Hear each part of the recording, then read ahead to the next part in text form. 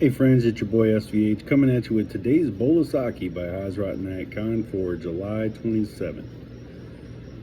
Belief and disbelief have divided mankind into so many sects, blinding its eyes to the vision of the oneness of all life. So this we find true in so many ways, in religion, in politics, and just different aspects of life. Belief and disbelief have divided mankind into all these different groups, right? Even within the Christian religion, I always thought it was interesting growing up that there was Baptist and Protestant and Nazarene and Lutheran and all these different denominations, when it seemingly was all the same religion. But because of people having a certain belief and holding to it, or disbelieving in other people's challenges of those beliefs, they've divided into different factions of the same, and which is really sad, because what does that do? It blinds our vision to the blinds our sight to the vision of the oneness of all life. And that's the thing. I mean, all religion is one religion. All truth is one truth. And people try to take truth and divide it into pieces and divvy it out amongst religions, or whatever it might be, and then say that this is the right one. And this is where we really lose the power of unity. And this is where we end up coming into these moments like we live in right now, where people are so divided and so divisive in so many ways.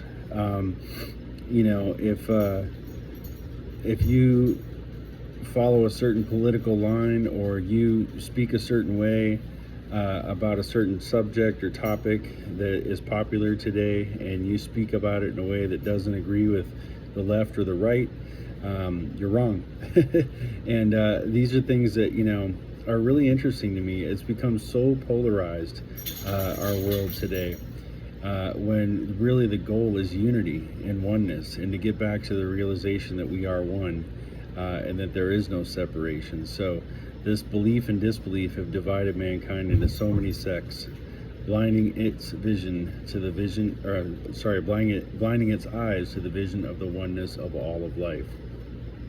And Mersha goes on to say here, for the Sufi, there exists no one in this world, neither heathen nor pagan, who is to be despised, for he believes in that God who is not the God of one chosen sect, but the God of the whole world. He does not believe in a God of one nation, but in a God of all nations. To him, God is in all different houses where people worship him. Even if they stand in the street and pray, it makes no difference to him. The holy place is wherever he is worshipped. The Sufi leaves sectarianism to the sects. He has respect for all. He is not prejudiced against any, and he does not despise any. He feels sympathy for all. The religion of the mystics is steady progress towards unity. How does he make this progress? In two ways. In the first way, he sees himself in others, in the good, in the bad, in all, and thus he expands the horizon of his vision. This study goes on throughout his lifetime, and as he progresses, he comes closer to the oneness of all things. The other way of developing is to become conscious of one's own self in God, and God in oneself, which means deepening the consciousness of our innermost being. This process takes place in two directions.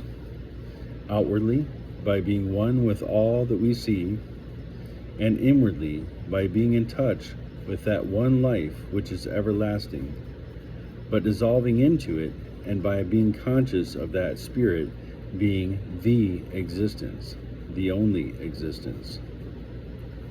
There is one God, the eternal, the only being.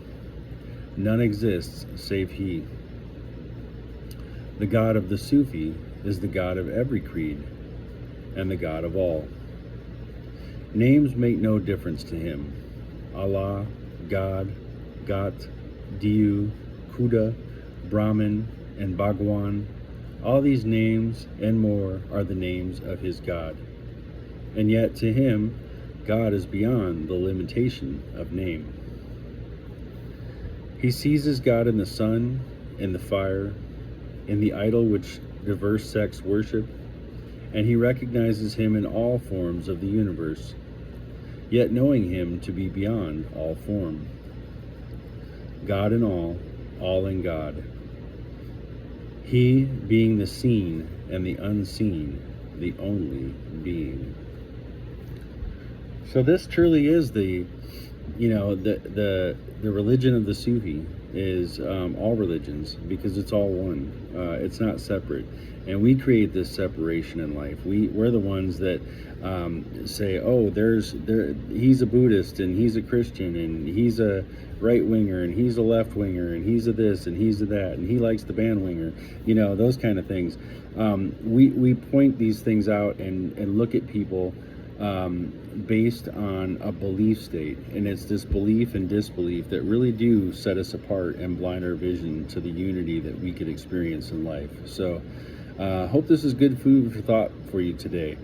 Certainly is for me, to just remind myself that I might believe a certain way or think a certain way, but everyone has the right to believe and see things their own way. There's a lot of hate that's thrown around these days based on what someone believes, and I think that's something that we need to stop. I think it's something we need to take a look at. We need to take ourselves to task and say, do I want my beliefs challenged?